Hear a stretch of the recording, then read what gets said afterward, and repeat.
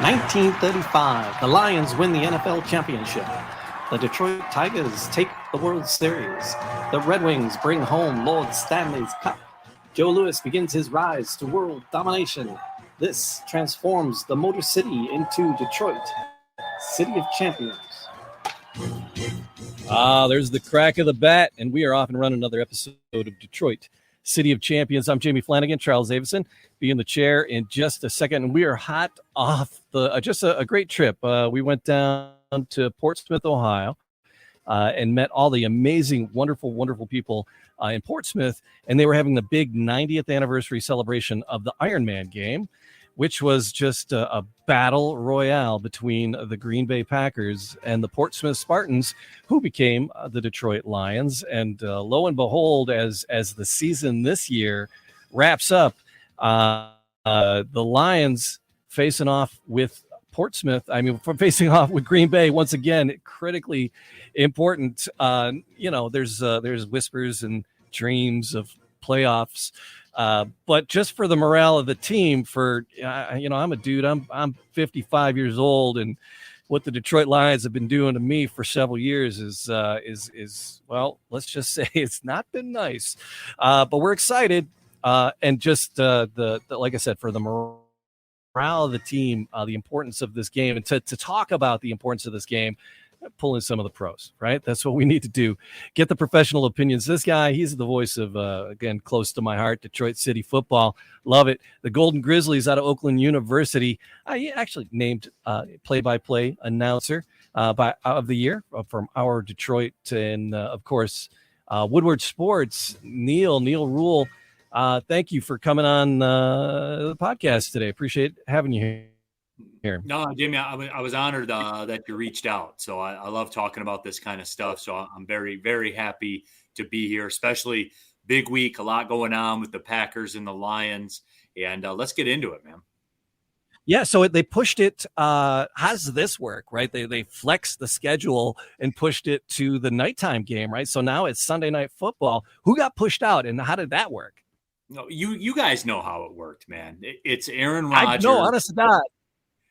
Yeah, okay. It's Aaron Rodgers in a win-and-you're-in scenario, and it can be just a solo coronation for Aaron Rodgers, and his hair and everything that he's into all the time, and his Nick Cage outfits walking into the stadium and all that kind of stuff. That's what it was. I mean, look, I'm not trying to add fuel to the fire or anything, but I am.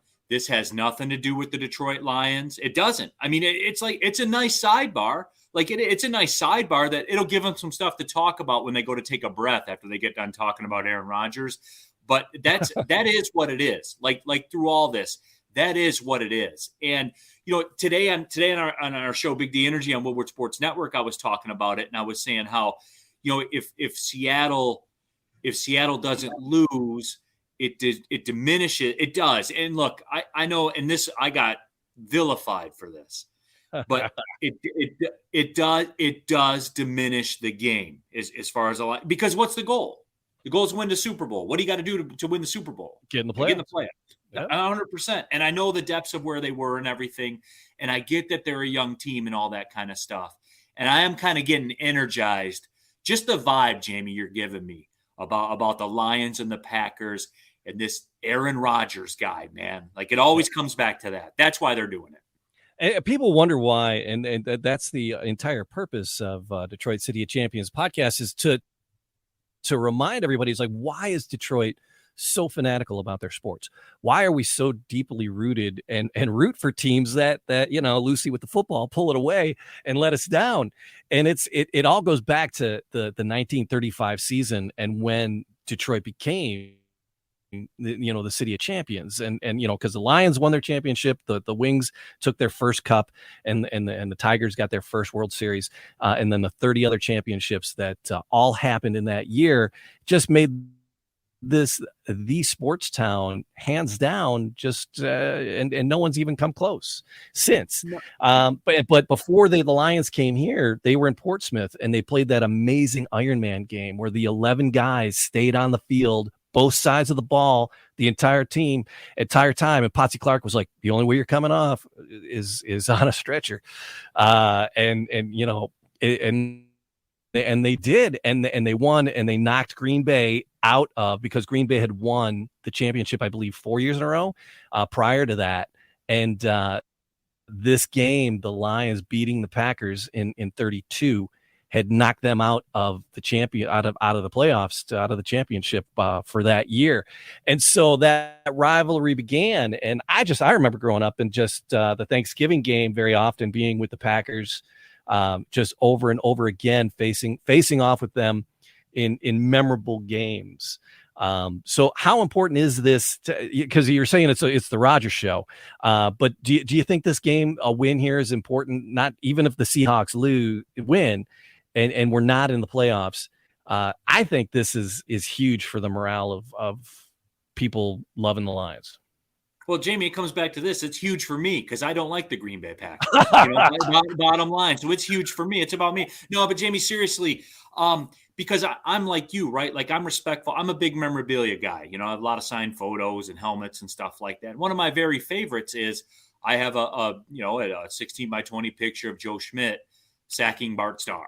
Nice. and it's autographed by Joe Schmidt, and it's at Tiger Stadium, and they beat him and all that stuff. And it's been like this my whole life with the Packers and the Lions. It turned into Brett Favre and the Sterling Sharp. We all remember that. Now we've worn it a lot more than we've gotten over on the Packers, especially in the biggest moments. And that's where it goes for me. And I've made no bones about it on my show on Woodward Sports, where I want to see the Packers franchise obliterated. And, the NFL had a chance to do that this year. And certainly given the state of the Packers right now with Aaron Rodgers' ridiculous contract that they torpedoed their whole franchise for some reason, but it looks like it might work. They might get in the playoffs. That's why it's big for me, is just because I don't like the Green Bay Packers. It is just that simple. and anything that we can do to get the Packers franchise, to get the city of Green Bay, to get Packers fans to feel even 1/16th of an ounce of the pain that we've felt throughout the year, certainly in these big moments. Hey, and I'm sorry, if you were looking for a tactical breakdown of the game or anything, that ain't me. I'm not here for that right now. No. Like, Jamie, I'm getting on edge talking about it. Like, the hatred is real. This isn't fake. I want to see that franchise destroyed. I do. And nothing would make me feel better, because it's always personal. And Aaron Rodgers has made it personal this year. It just, I got a little love for Aaron because he's in the same fraternity as me. So he's a teak. We got Ronald Reagan, we got Pee Wee Herman, we got all the big guys. So, so if I'm not rooting for the Lions, it's like I'll root for them. But this weekend, definitely no rooting for Aaron. Without a doubt. This is a huge game. Yeah. So, So Charles, thanks for just rolling in here, and just rolling in. Neal, good to see you, man. I listen to you guys' show like every day, man. Charles, appreciate that. Yeah, you guys have a great show going, man. You guys, the Woodward and the big D energy. You guys you guys got it going on over there. It's some really cool stuff happening. So Aaron Rodgers. So but really, is there a chance? Because I know nothing about nothing. The premise of the show is I know nothing about sports. And Charles, I love history. I love Detroit, and Charles is telling me the stories. I really don't know. I'm just very much a sidebar fan, which kind of helps because I get to teach. Because we talk about the City of Champions season, 1935, greatest season in the history of American sport. All Tigers, Lions, Red Wings first championship, same season. So Jamie, to pick up from knowing nothing, and he gets to begin. Is it like for us, we begin learning at whatever your first years. Like for me, my first education in the Lions was the 1991 Lions, with Eric Kramer and all that. That's when I first got into it. Jamie's first education is talking about Dutch Clark from 1935. He's just saying, I'm starting from he the gets beginning. to start at the beginning, and work his way forward. We're talking about modern, Lions right now. He's working his way forward from the past, which is I guess kind of like watching, Star Wars episodes from the original, from the episode 1, like the prequels or whatever, and working your way through. But when you break it down to the nuts and bolts of it, what are the picks going to be this weekend? Do you think? Yeah, I mean, I saw the Packers were a 4.5-point favorite, and look, let's be real. You know, if emotion weren't involved, and you just looked at the history of this rivalry, you know which way you would put your money on.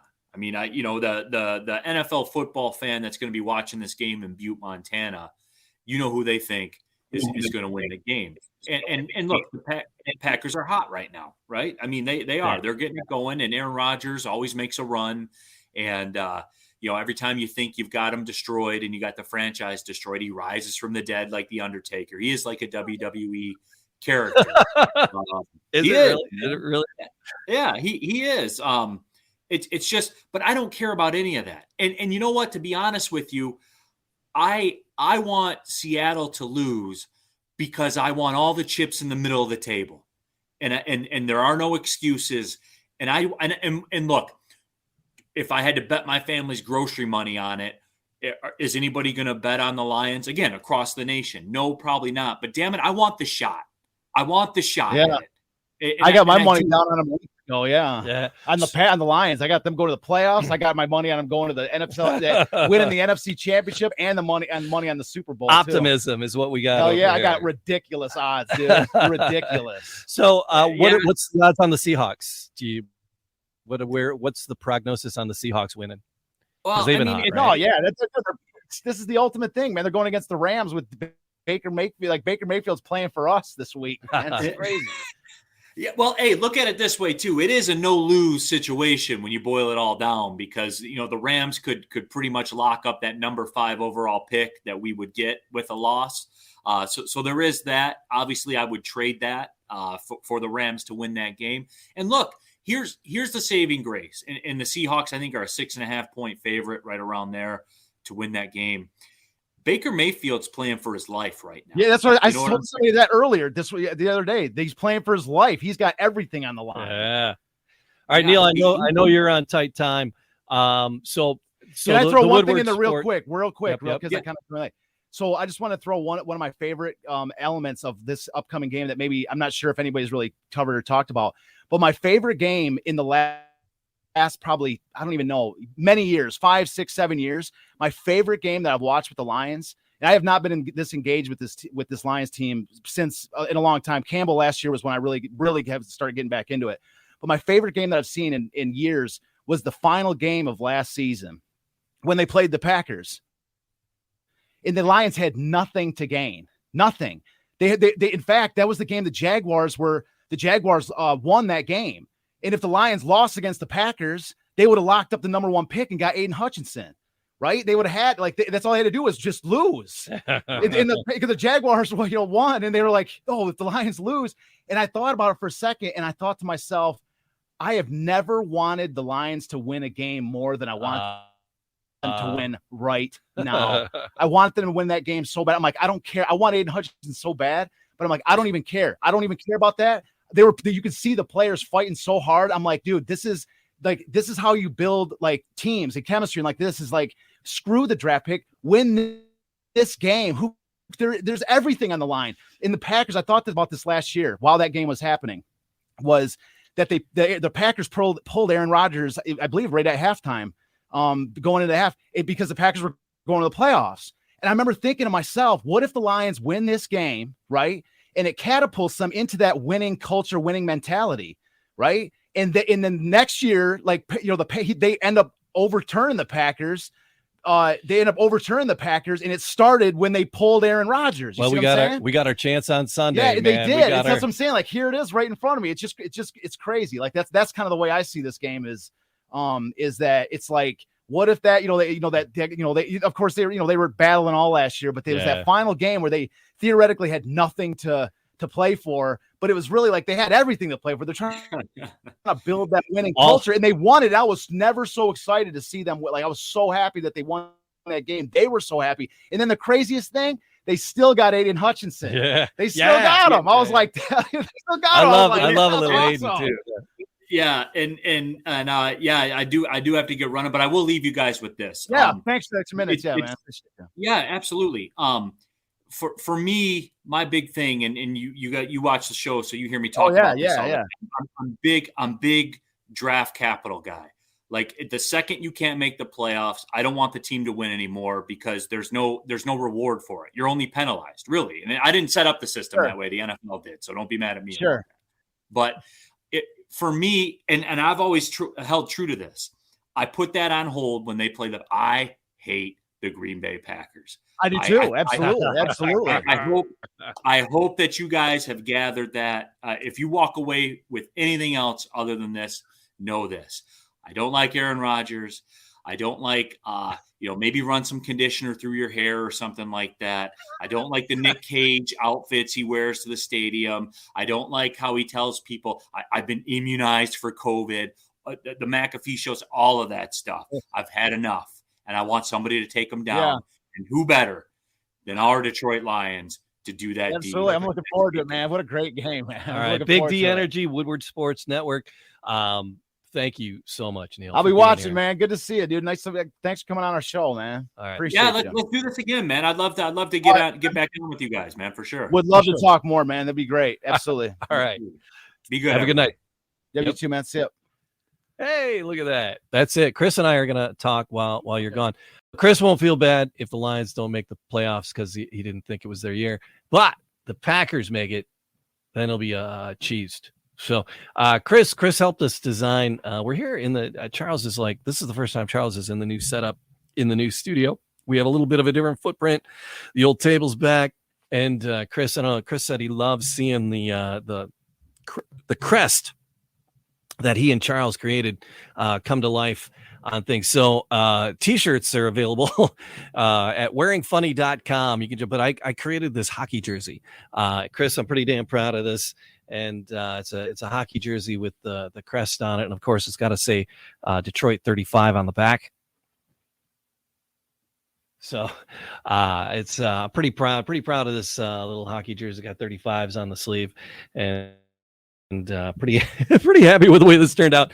We have the cool t-shirts with the Detroit City of Champions, the crest for the Lions, the Tigers, Red Wings, and representing all 33 championships on the crest as well. So you can check that out on our sponsor, wearingfunny.com. You can get into that. Love the hockey jersey, like that 35 on the back. Dude, that is so badass. So I just this was the Christmas present to myself. It's like that's you should be proud. It's freaking cool.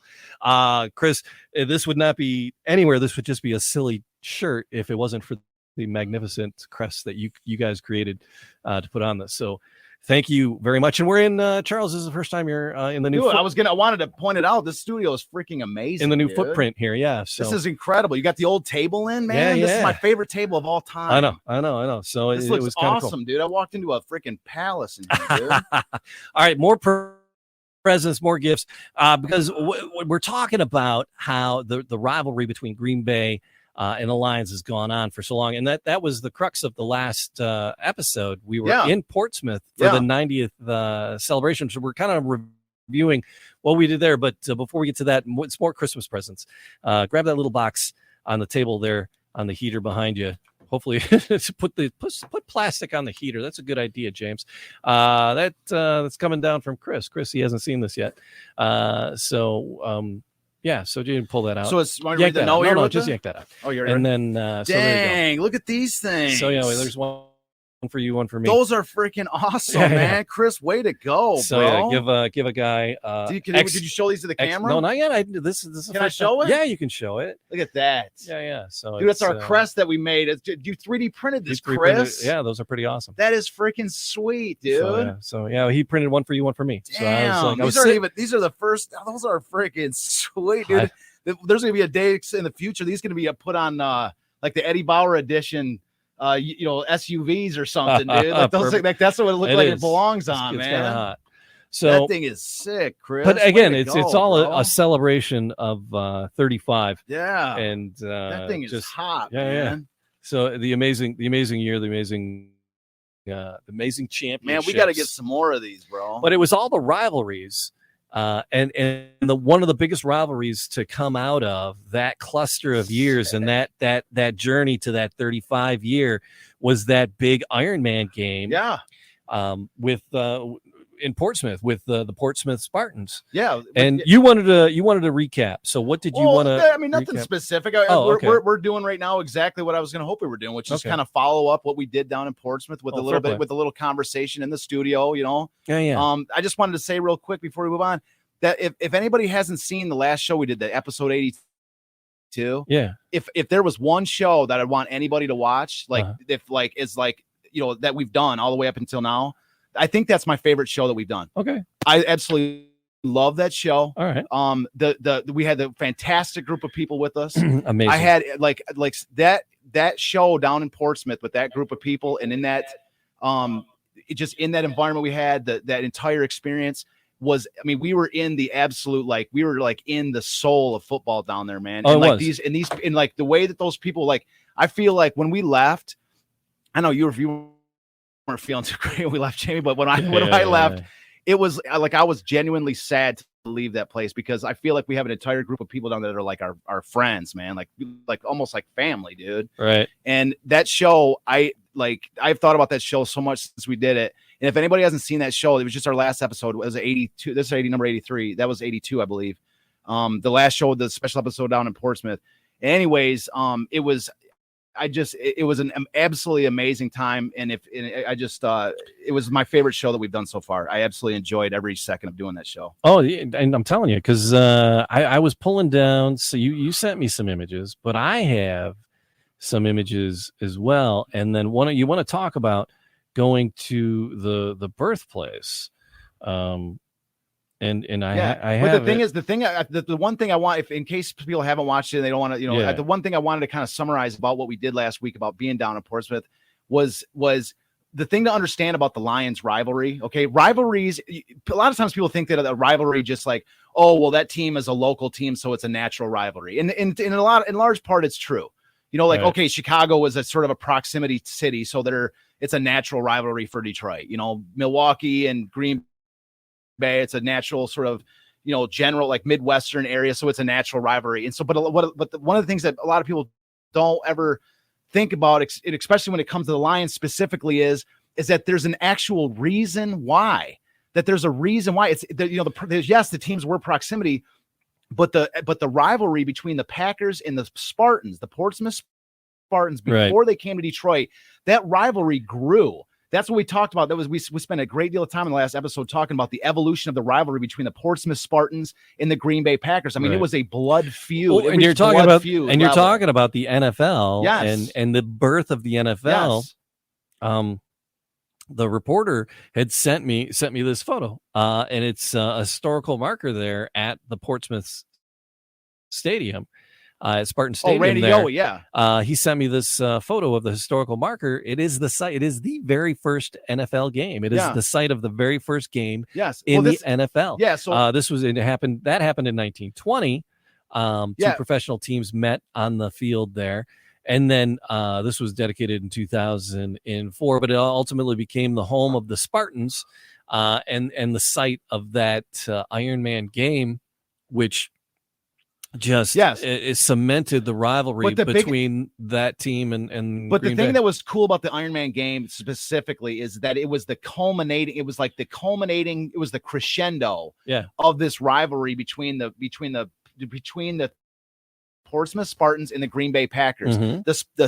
The Packers won 3 straight NFL championships, and they had this whole issue with the third one was won under dubious circumstances, whereas then they wouldn't even let the Spartans, they wouldn't engage the Spartans for the final game of the season. We didn't sign a contract to play you, and the Spartans were the next best team. Yeah. I mean, so they were like, well, you didn't. We're in the NFL and we haven't played you yet this year, so how come we're due a game against you to decide who's going to be the best team in the NFL? And the Packers no, we're good.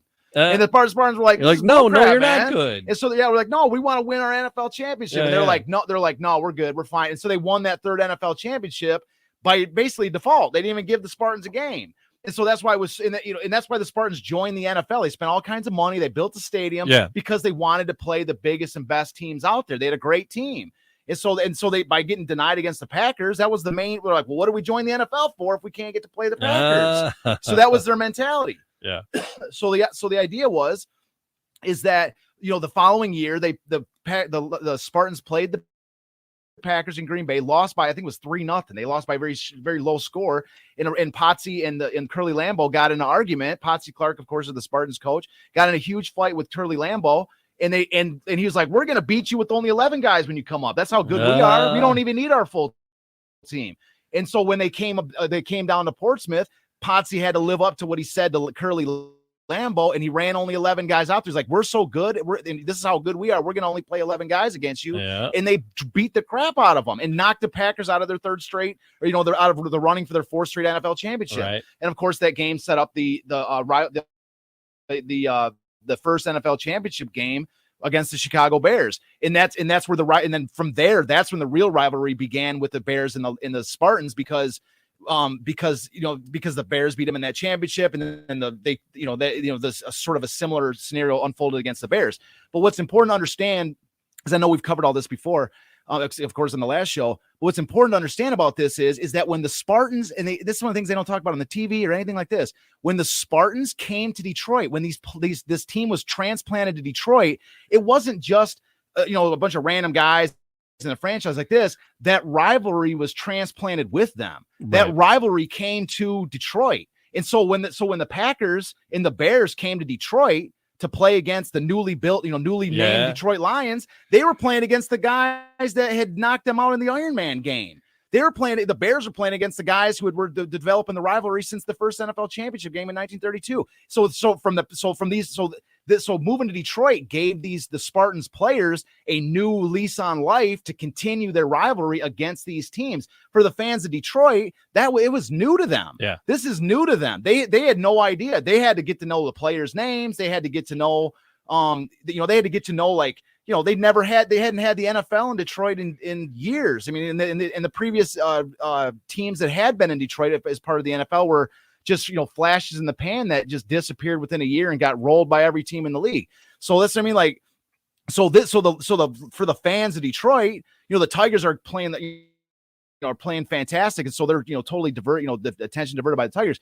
But what's important to understand about the Lions' early history and really about the origin story and the early history of the rivalry between the Packers and Bears is that rivalry begins in Portsmouth with these players and was transplanted to Detroit. So it was like in full flame. It was in full blossom. It wasn't like some new team started and they're like, hey, we're going to get our butts kicked for a few years. And then we're going to, fight, we're going to be mad about it. And we're going to try to climb the mountain and beat these teams. No, it was transplanted in iron hot fire when it came to Detroit. And the fans of Detroit actually had to jump in and understand what was going on. And that's what I'm saying. I think that's one of the components of the history of the Lions, especially in the history of the rivalries with these teams, that doesn't really nobody ever talks about it because nobody really dives into the 35 Lions history. So, 35 Lions history. So, but that's why we went down to Portsmouth. That's why we spend so much time talking about the Portsmouth Spartans, because failure to understand that the players that won the Lions' first championship in 1935, not understanding who they were and where they came from and why they came to Detroit, is to really miss out on understanding what that team was. And I wonder, I know the answer. I don't wonder. I know the answer. This won't get mentioned on Sunday. What? The Lions Packers thing? Yeah. The how it goes back to Portsmouth and the Spartans and the Ironman game and the rivalry going back that far. Not. Yeah. I just, but I mean, I think nobody mentions it, dude. But I think I really believe that people in Detroit should know this, and people watching. Yeah, me too. I'm dedicating my life to it, Jamie. I'm dedicating my career to it. I know. My entire life is dedicated to bringing this story back. So let me just say this: don't call it a comeback. I agree with you. I really hope they. And you've dedicated your career with this point too, bro, because you're all in. You got the jersey on, you got the studio built, you got the banners. You're all in with me too, bro. So you better though too, man. All in it to win. But I will say in the Chicago Bears game is that the announcers did mention the idea, the fact that the Lions had come from Portsmouth. There was a brief mention, and when the announcer, he looked like he was about to say something. Yeah. He just introduced it. he was like, well, they haven't had, I forgot what he said about like, it was some record or something that they had. They're like, the Lions haven't done that or something since 1934 when they first came to Detroit from Portsmouth, Ohio. And he was about to like explain a little bit, and then something happened on the field, and the other announcer's like, "Oh, did you see that?" Like he changed the subject on him, and then it got cut off. And I had a good tidbit on my 3x5 card here. Damn it! That's what I'm saying. He was about to like give a little fact about it, and he was like, "No, let's move on to like this guy freaking tripping on the ground or something, just that like meant nothing in the grand scheme of things." And he's like. So he's just like, he's like, look, a squirrel. Yeah. He's like, let's chase it real quick. Squirrel. So that's what I mean. Like, that's the thing is, like that's good about our show, is we get the chance to dive into, we can dive into as much as we want. We were down in Portsmouth, and now we're doing a show talking about like our Portsmouth trip. So that was it. Yeah. So 90 years, December 4th, 1932, you called Universal Stadium at the time. It's now Spartan Stadium. Spartan Stadium. Yeah. So they just put the new sign up front, and also I wanted to see because they did. So here's an original ticket, and then a blow up of the original ticket from that game. Somebody who's been able to hang on to. So that was pretty amazing. Again, people listening to the audio podcast, some of these visuals, but always available on Facebook and YouTube. So hey, like, subscribe, leave a comment, tell a friend. I'm going to send you something else real quick, Jamie, so you can see if you can put it on the show here. This is one of the things we were doing on Sunday. What was like off of the screen. I can talk about what we did on Sunday a little bit, because Sunday was really cool too, because we did the show on Saturday. Yeah. And and on Sunday was what they had done was they raised money for the state. This is what's kind of cool to understand about the stadium down there. Is that the stadium is in perfect preservation from when the Portsmouth Spartans left for Detroit. They still have a perfect 1932 stadium, and I know people might be like, well, what kind of what's the difference or whatever? It's a stadium. This thing, it's just the coolest place. When you're there, you are just. I just texted you. So when you're there in that stadium, you feel like you are in like the essence of football. It's like everything is made of it's like a vintage concrete. The box seats are this kind of vintage concrete. It's got kind of more of a oval, like a more of like an oval shape than a regular stadium. And it was just and so anyways, the reason I mention it is because one of the things they did there was, it might seem small to us up here, but they added a sign to the front of the stadium, which might not seem like all the most exciting thing in the world, but you have to understand, like, this is there's no NFL team that plays there, right? So like, so you have to, so it is exciting when you're like, these are people that are pure history lovers and that still love this team enough, 90 years later, to say we're going to raise money to put a sign up in front of the stadium because the old sign's falling apart. Like there's, this is, these are history purists. These are people that still love this team and love the story. And it was so cool. Like it was nice. It was a nice, crisp, cool day cold day down there. Put up this sign, and Jamie's putting up a little picture on the screen here because they're they weren't finished putting this plaque up, but they're adding this to the interior of the stadium on one of the support beams. Mm-hmm. They're adding this in brass, but so all I have is the text for it, and this is what the plate's going to look like. But anyways, they hadn't added it yet. They were still working on getting it made, actually made. Mm-hmm. But the sign is great because our buddy Tom Urich is the one that donated the money for this. Sure, yeah. And so so this is what's cool is that if you can't read it on the screen, I'll read it because this is gonna be a brass plate inside that stadium. A memoriam, yeah. In a memorial plate, yeah. It's gonna say in 1935 when the Detroit Lions won the NFL championship, 12 of the Lions were former Portsmouth Spartans, 9 of whom had played in the Ironman game of 4th of December 1932. Oh wow. So this is he's Tom donated by Tom Urich. Absolutely, yeah. Tom wanted to make sure that that connection between Detroit winning that first championship and that team is there for posterity, for anybody that just happens onto that stadium grounds, and so but yeah, it was a really cool thing. So the sad thing is we woke up on Sunday morning. Saturdays when we did the show. We went out to a phenomenal dinner at Will Malt's restaurant, The River, and anybody that goes down, there's us at The River, and so Jamie's on the left there, Will Malt's next to him, and then Tom Urich, and then myself, and that's us at The River. We just like anybody that goes down to Portsmouth, Ohio, or anywhere near Southern Ohio, if you do not go to The River restaurant, you are missing out on a truly and just an absolutely, truly amazing experience. Yeah. Will Malt's the owner of the place, and when we walked in, do you want to explain what it was like when we walked into that place, Jamie? We went there after the show. We walked over there. We're trying to find it, and then we're walking down the street and we're seeing these flames. We're like, oh, what crap? Is there a building on fire? Yeah. And then we turn the corner and we smell the food cooking. And the flames were the like were 10 giant your open pit style freaking flame grills and they're like there's like roaring flames, and the people that are flipping these steaks, they're like they're like literal sides of beef. They're like Fred Flintstone. They're Fred Flintstone steaks, and they're like flipping these things with snow shovels, man. Yeah. I mean, there's like 4 or 5 people on a grill. This is not like guys working on the back and like, oh yeah, we're just grilling these steaks. These are industrial grills, and they are flipping these massive steaks, and they're just working their asses off out there, man. It's like an outdoor. They have an awning over the roof, and you're like, I told Jim, I go, I think this is it, Jamie. Would you guess that this is the river? And we see this place and we're like, holy cow, man. We go in there. There's probably a couple hundred people in there, and it just kind of like at these long tables, and they're just bringing out steak trays to people. Like this is the true like Cro-Magnon like meat eater establishment.